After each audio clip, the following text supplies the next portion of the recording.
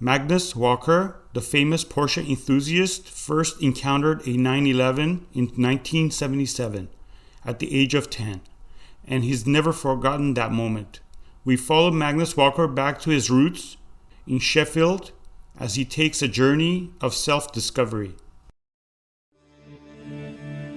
My love affair with Porsche started as a 10-year-old when my father took me to the London Earls Court Motor Show. That was where I first laid eyes on the white Martini Turbo. In the blink of an eye, I fell in love with that car.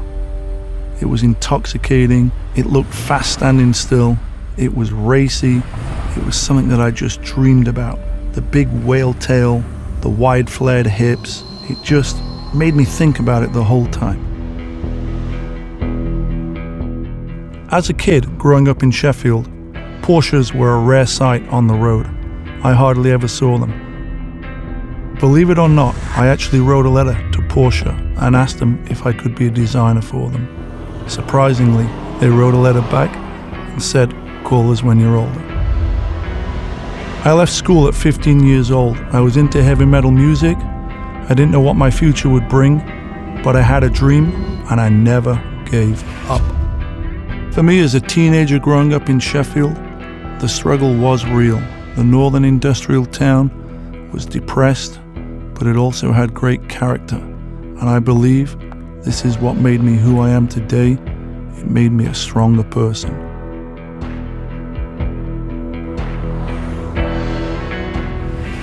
As a 19-year-old, I left Sheffield and went to work on a summer camp in America. It was my first American road trip, and it was my first taste of freedom. To me, the greatest thing about driving a Porsche is freedom. It covers all the senses. In a way, there's a sense of chaos and a sense of calmness, all at the same time. I often say, never give up on your dreams. My dream came true today, 41 years later, after I first saw this white Martini Turbo. I had the opportunity to do something that I'd never done before, drive that very car in my hometown of Sheffield, creating more memorable moments. So this is really a dream come true for me, 41 years after I saw this white Martini Turbo at the London Earls Court Motor Show. I'm actually here with the car in my hometown of Sheffield. I got to drive the car earlier on, and now we'll talk a little bit about it. This is where my love affair with Porsche began. It really started with this car. So for me, it starts right here at the front, the iconic Porsche crest, but then it's the wide arches, the flares, the iconic turbo tail, the red, white and blue Martini stripe that goes all the way down. When I think of Porsche, I think of turbo, and this is the car, the iconic shape that has been in production for the past 44 years. Everything about it is special and unique. It defines what is Porsche. I actually saw the car for the first time last year. The owner, Howard Watts, brought it to a book signing that I was doing in London at the East London Porsche dealership. It was a surprise because I didn't know they were bringing the car.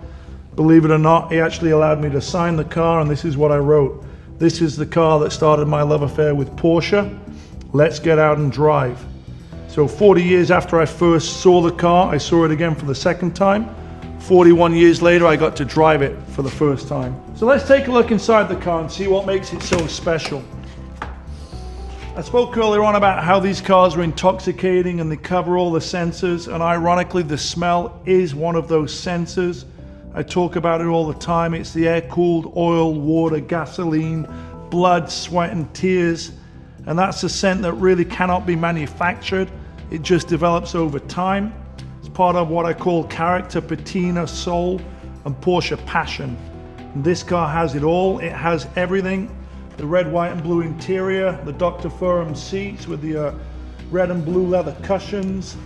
This one even has the crazy but wacky Blaupunkt radio box right here. I don't really know what this thing does. It kind of took me by surprise a little bit when I first got in because it's pretty close to the steering wheel, but apparently it does operate the original radio. This car has this little dictaphone microphone, so I guess the executives that owned these cars back in the day, pre-internet, could make memos and record memorable moments. and various other things.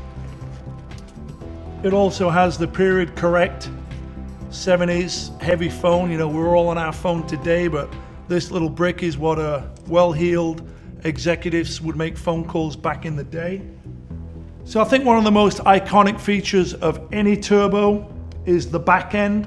This is the motivation, the heart and soul, the 3.3 liter motor with the intercooler housed under this imposing, intoxicating whale-tail spoiler on the rear.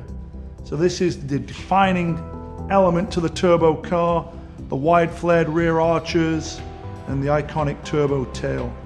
So for me as a kid, not only did I have that poster, I also had the model of the car. And here I am with the original car, the car that started my love affair with Porsche, the white Martini Turbo.